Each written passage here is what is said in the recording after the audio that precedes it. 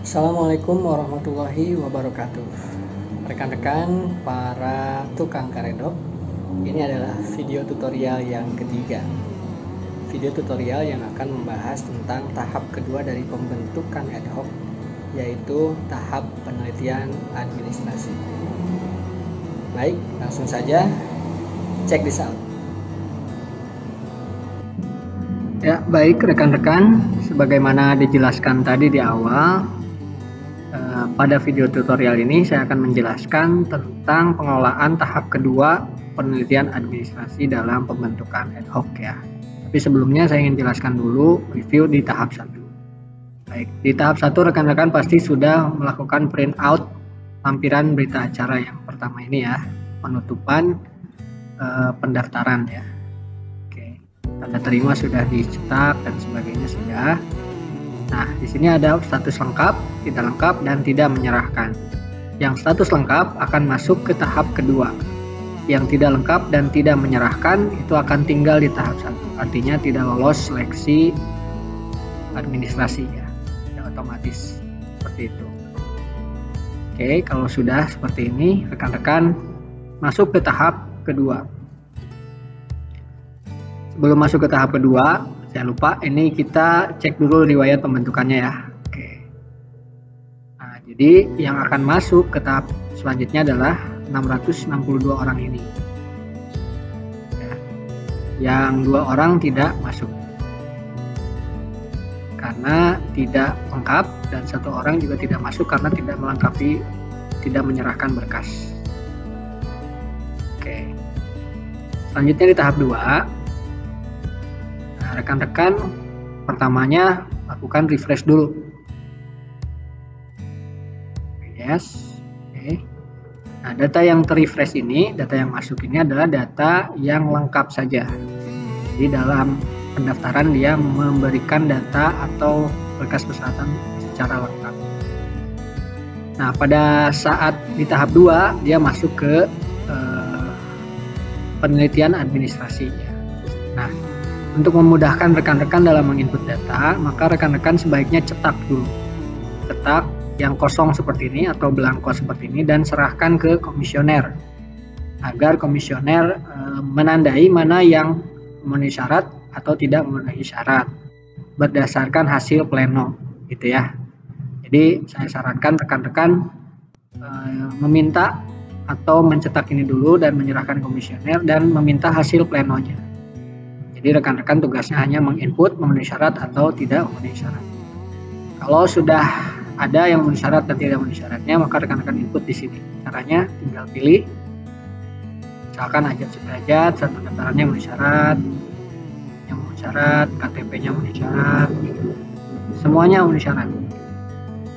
Kalau dokumen lainnya ini memenuhi syarat, tidak memenuhi syarat, tidak berpengaruh ya, karena tidak dipersyaratkan secara khusus. Oke. Misalkan Alijal dia tidak memenuhi syarat surat pendaftarannya dan surat pernyataannya tidak memenuhi syarat karena periodisasi misalkan. Rekan-rekan kasih keterangan 2 periode. Yang lainnya memenuhi syarat.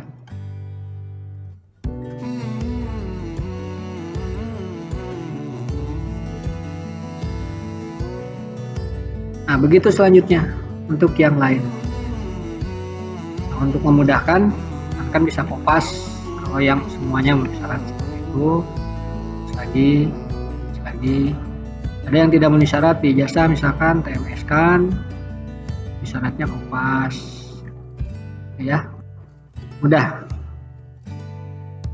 sekali. Supaya cepat saya copy saja ke bawah.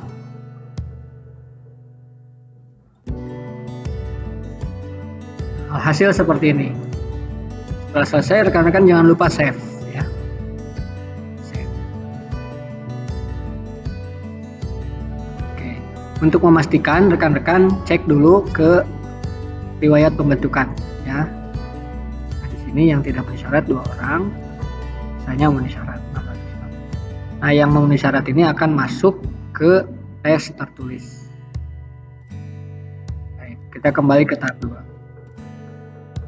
Nah, jika sudah selesai dan ini sudah diplenokan, maka rekan-rekan cetak lampiran yang pertama ini, acara yang ini. tampil di sini.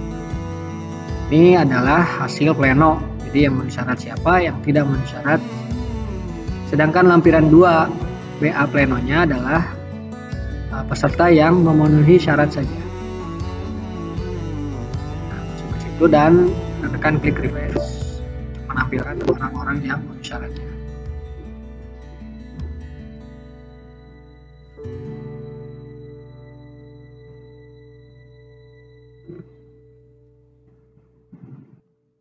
Ya, sudah tampil. Nah, inilah yang memenuhi syarat ya. Oke, ini lampiran kedua. Jadi lampiran pertama menjelaskan yang memenuhi syarat dan tidak memenuhi syarat.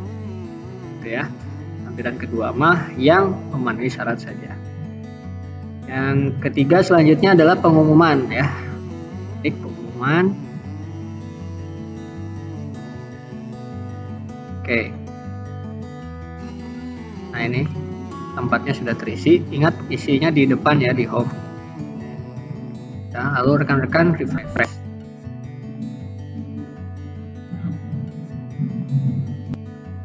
Oke, setelah di refresh, rekan-rekan akan melihat yang memenuhi syarat ya.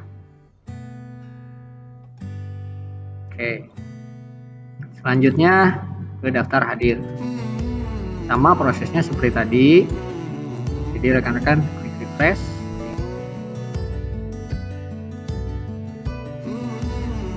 Lalu cek lagi.